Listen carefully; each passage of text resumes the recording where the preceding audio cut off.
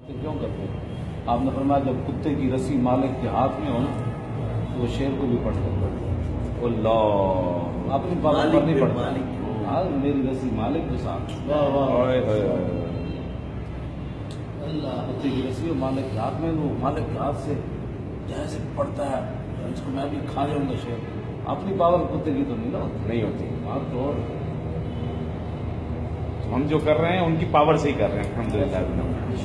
اور ہم گھوڑے سمندروں میں ڈالے اپنی پاور سے، تو وہ اتنی مورتیوں کو پوجنے والے تھے، آج سمندر بھی ان کے سامنے ایسے رکھ رہا تھا، تو بات تو اور تھی، بات اور اگر تم گھٹنے ٹیک گیا تو میں حضور کی شکایت کر سکتا ہے، گھوڑا بھی اٹھ کر دوڑتا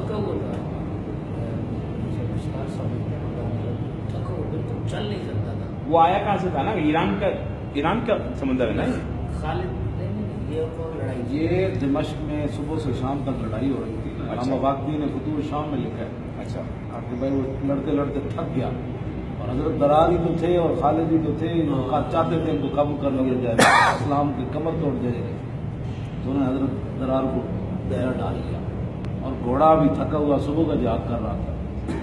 گھوڑا کیا کرتا؟ تو آپ نے اس وقت اس کو فرمایا کہ دیکھ لے مجھے پکڑنے لگے، اور اگر تو نے مجھے پکڑوا دیا یہاں یہ میں شہید ہو گیا تو میں حضور کو شکایت کروں گا۔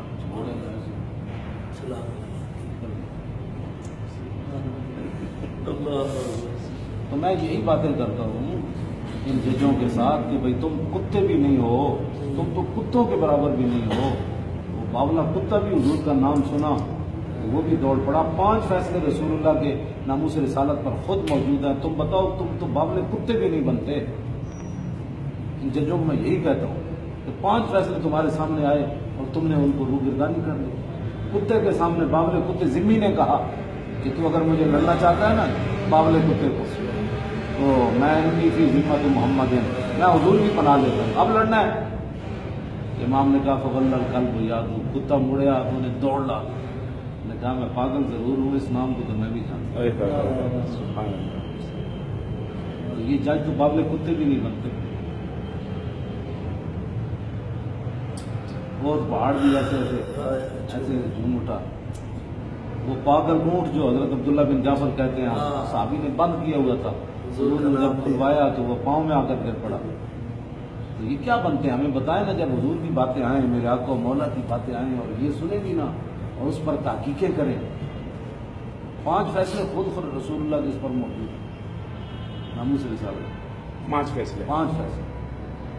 اب ہم بیٹھ جائیں، حضور ہمیں کبھی بھی معاف نہیں کریں گے، پوری امت کے علماء کو معاف نہیں کریں گے اگر ہم اس مسئلے میں متعلق ہیں۔ یہ بات یاد رکھیں،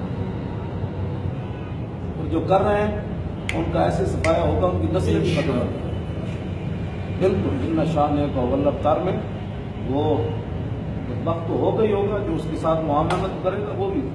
خاموش رہنے والوں کا کیا حکم ہے؟ وہ بھی بھائی اس میں تو خاموشی ہے نہیں۔ ماں بقاء الامت بعد شتم نبی گیا، یہ تو امام مالک عالم مدینہ کا ہے، جن کے بارے میں میرے آقا نے پہلے فرمایا تھا کہ لوگ اپنے اونٹوں کے جگر پگھلا دیں گے، مدینے کے بڑا عالم ان کو نہیں ملے گا، وہ امام مالک ہی تو تھے۔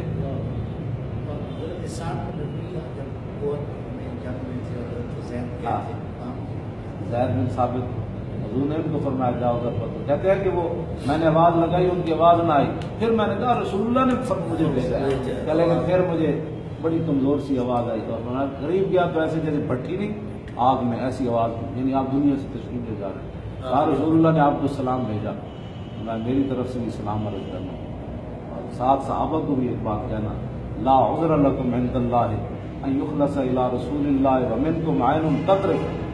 صحابہ کو یہ پیغام دینا کہ ایک بندہ بھی ہوا اور کوئی دشمن حضور تک پہنچ گیا تو اللہ اس کو بھی معاف نہیں کرے گا۔ تو نے اپنی جان کیوں نہ دی؟ اللہ اکبر۔ میرے حبیب تک یہ بندہ کیوں پہنچا؟ آخری وقت میں 70 تلواروں کی ضرورت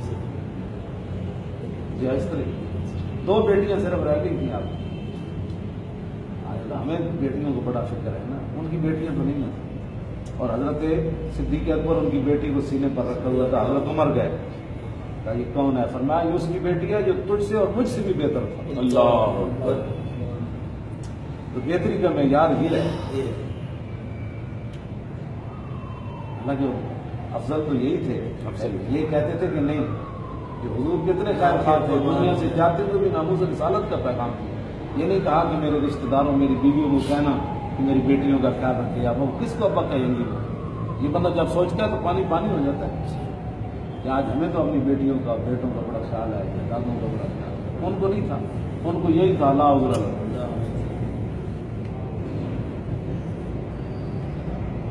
آپ امت کے نوجوانوں کو